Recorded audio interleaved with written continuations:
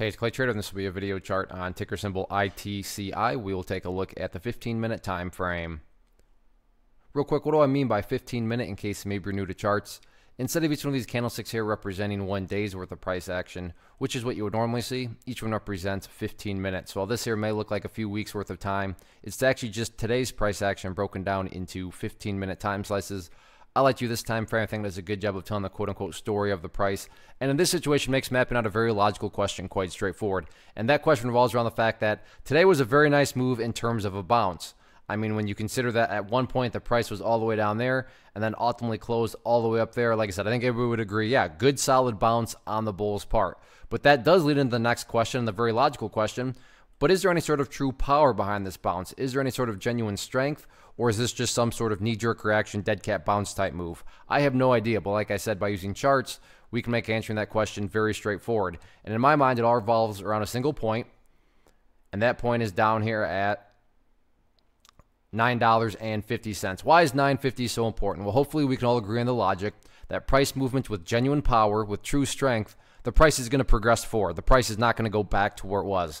I'm assuming you're saying, hey, thanks, Captain Obvious. Of course, if a price movement is truly strong, it's not going to go back to where it was. So with that in mind, think about $9.50. Any sort of closes below it, or worse yet, if the price separates to the downside, what is that doing to the price? That's putting the price right back inside of this range where it already was. Again, going back, not a sign of true strength. Whereas let's say the price pulls back here, bounces around on top of that range, and then heads back up.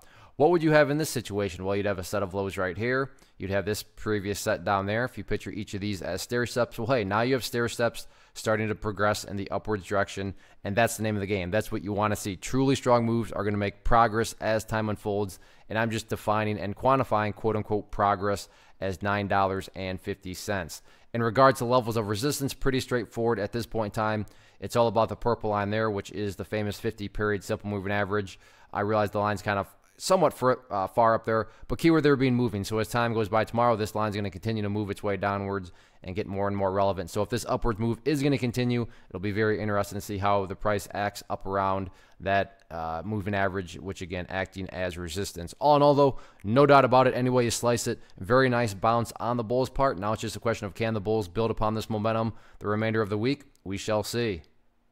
One of the biggest questions that I get is, hey Clay, how do you find the stocks that you trade? So what I've done is put together a free resource guide where I talk about the tools that I use to locate stocks that I find interesting and think may have potential. So if that sounds like something that could add value to you as a trader, then click on the image that is up on the screen right now and I will email you the guide. The guide itself is very short and to the point, and best part, it's completely free. Thanks for watching the video. Let me know if you have any questions.